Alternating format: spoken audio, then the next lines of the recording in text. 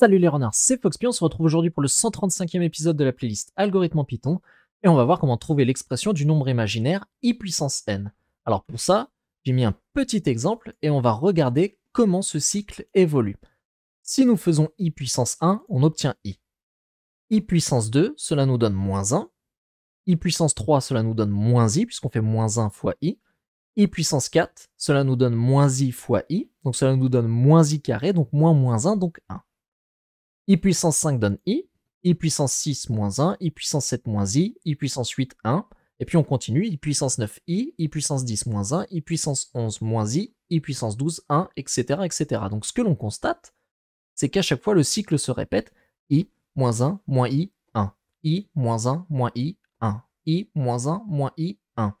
Ce que l'on aimerait, c'est trouver la valeur du nombre imaginaire i puissance n en justement exploitant ces cycles. Alors, un cycle, comme nous l'avons vu à l'épisode 38 de cette playlist d'algorithmie, eh bien, un cycle peut être représenté par un modulo. Ici, regardez, i est à la puissance 1, et nous avons 4 valeurs ici différentes. i, moins 1, moins i et 1. Donc on va faire 1 modulo 4, cela nous donne 1. I puissance 2, 2 modulo 4 c'est égal à 2, i puissance 3, 3 modulo 4 c'est égal à 3, et i puissance 4, c'est 4 modulo 4 c'est égal à 0. Le modulo, ça calcule le reste de la division, donc 1 divisé par 4, cela fait 0, il reste 1. Ok. On constate ici qu'après pour le 5, le cycle se répète. On obtient pour 5 modulo 4, 1, 6 modulo 4, 2, 7 modulo 4, 3, 8 modulo 4, 0, et ainsi de suite. Donc on a un cycle qui est représenté grâce au modulo.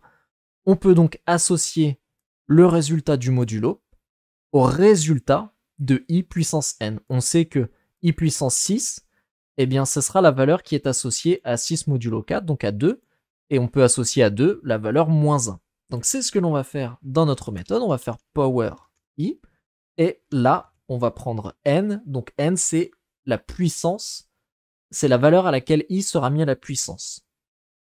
Alors si n modulo 4 est égal à 1, on va renvoyer 1j. Alors, rappelez-vous, ici, les nombres complexes en Python, on utilise le mot-clé j.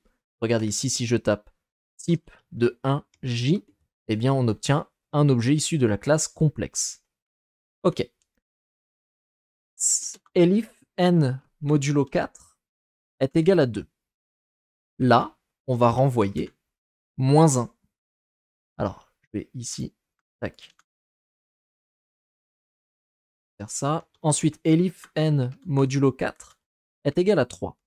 Là, on sait que quand le modulo est égal à 3, on va renvoyer moins i. Donc ici, on va renvoyer moins 1j. Et enfin, pour tous les autres cas, donc pour le cas où le modulo 4 est égal à 0, alors on sait que l'on doit renvoyer 1. Et maintenant, pour i, on a sa valeur, peu importe la valeur de n. Ici, si je fais power i de 10, ça nous renvoie moins 1, et en effet, i puissance 10, c'est égal à moins 1. Si je fais i puissance 4, ça nous renvoie 1, en effet, i puissance 4 est égal à 1.